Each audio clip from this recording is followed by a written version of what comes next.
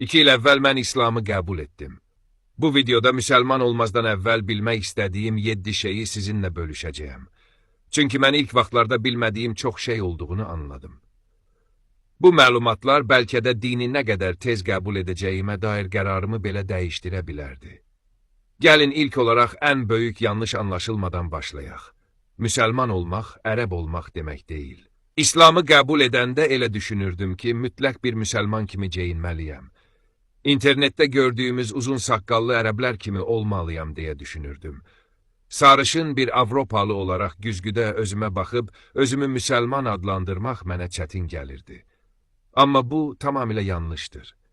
Quranda və hədislərdə bu dinin bütün bəşəriyyət üçün olduğu aydın şəkildə göstərilir. İslamın həqiqət olduğunu anladıqdan sonra məscidə gedəndə çox təəccübləndim. Orada hər etnik mənsubiyyətdən olan müsəlmanlar gördüm. Bilirdinizmi ki, dünyada ən çox müsəlman əhalisi olan ölkə heç bir ərəb ölkəsi deyil, İndoneziyadır. Dünyanın ən çox müsəlman yaşayan ilk 10 ölkəsinin çoxu ərəb deyil. Statistikalara baxsanız, bu dinin nə qədər rəngarəng olduğunu görərsiniz. Təəssüf ki, mədəniyyətlə din çox vaxt qarışdırılır. Məsələn, mən qəlyanın Şişa müsəlman mədəniyyətinin bir hissəsi olduğunu sanırdım. Amma sən demə, bu haram və qadağandır.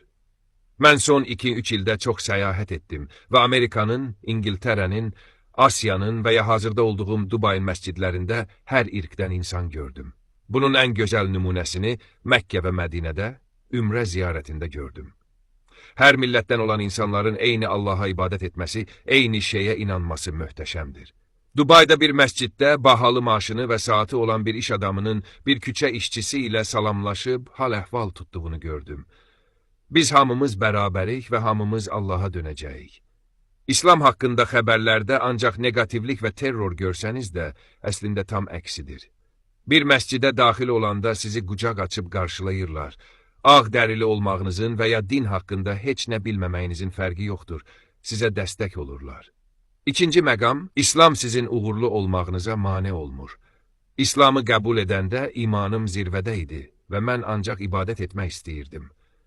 8 ildən çoxdur bizneslə məşğul oluram. Əvvəllər motivasiyam maddi hədəflər, bahalı maşınlar və evlər idi. Müsəlman olanda bu motivasiya itdi. Niyə biznes qurduğumu anlamırdım. Amma sonra çox uğurlu müsəlman dostlarımla danışdım. Onlar mənə pulun pis bir şey olmadığını, onun axirət üçün də bir vasitə ola biləcəyini başa saldılar. Əgər bir şirkəti Allahdan qorxan, etik bir müsəlman kimi idarə edirsinizsə, işçilərinizə qayğı göstərirsinizsə və qazancınızı Allah rizası üçün xeyriyyə işlərinə xərcləyirsinizsə, bu çox xeyirlidir. Quran və Peyğəmbərimizin həyatı bizə hər sahədə, ailədə, işdə, sağlamlıqda ən yaxşısı olmağı öyrədir. Bu fəlsəfəni anlayandan sonra motivasiyam 10 qat artdı. Üçüncü məqam, müsəlman olduqdan sonra mükəmməl olmağa ehtiyacınız yoxdur. Bu mənim üçün də böyük bir problem idi. Günah işlədiyimə, musiqi dinlədiyimə görə İslamı qəbul etməkdən çəkinirdim. Amma heç kim mükəmməl deyil. Peyğəmbərimiz buyurub ki, hər bir Adəm övladı günahkardır, amma günahkarların ən xeyirlisi tövbə edəndir. İslam sizi günahsız etmək üçün deyil, sizi doğru yolda saxlamaq üçün gəlib. Biz hər gün Fatihə surəsində Allahdan bizi doğru yolda sabit saxlamasını istəyirik. Bəzən yeni müsəlman olanlar qaydaların ağırlığından qorxub ibadəti dayandırırlar. Amma bu din bir yük deyil, bir rəhbərdir. Dördüncü məqam, İslam özəyində çox sadə dindir, lakin dərinliyi bir okean kimidir. Dinin təməli 5 şərtdən ibarətdir. Bir Allaha və onun elçisinə inanmaq, namaz, oruc, zəkat və həcc. Bunlara əməl etdikdə artıq müsəlmansınız. Lakin bunun üzərində öyrənilməli çox nəhəng bir məlumat xəzinəsi var. Haram, halal, hədislər, təcvid və s. Bu bəzən insanı yora bilər. Unutmayın ki, Quran 23 il ərzində nazil olub. Bütün bu bilikləri bir gündə öyrənməyi özünüzdən gözləməyin. Biz hamımız eyni yoldayıq və hər gün biraz daha təkmilləşirik. 5-ci məqam. İmanınızda enişlər və yoxuşlar olacaq. İlk vaxtlar hər kəsin imanı zirvədə olur, amma sonra bu, gündəlik həyatın bir parçasına çevrildikcə normal hiss olunmağa başlayır. Bəzən namazda və ya ibadətdə zəiflik hiss edə bilərsiniz. Bu normaldır və hər bir müsəlman bunu yaşayır. Allah bizi bəzən sınağa çəkir ki, yaxşı günlərin qədrini bilək. Həyat düz xətt deyil. Bu din motivasiya üzərində deyil, nizam-intizam üzərində qurulub. Əgər qəlbinizdə bir boşluq hiss edirsinizsə, bu ibadəti artırmaq üçün bir işarədir. Çətinliklə bərabər mütləq bir asanlıq gəlir. 6-cı məqam, İslam sübutlara əsaslanır və tam qorunub saxlanılıb. Mən əvvəllər dinin ancaq duyğulardan ibarət olduğunu sanırdım. Amma gördüm ki, İslamda hər sualın cavabı var və o elmlə, insan fitrəti ilə tam uyğundur.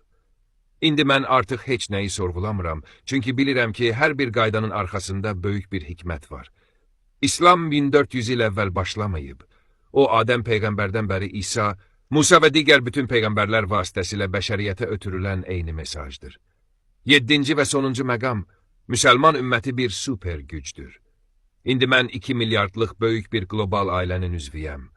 Xəbərlərdə deyilənlərin əksinə, məscidlərdə çox sayda savadlı həkimlər, mühəndislər və iş adamları görürəm. Biz bir bədən kimiyik. Bir üzvümüz ağrıyanda bütün bədən bu ağrını hiss edir. Biz müsəlman olduğumuz üçün qürur duymalıyıq. Bu dinin gözəlliyini paylaşmaq hər birimizin məsuliyyətidir. Allah hamınızı xeyirlə mükafatlandırsın.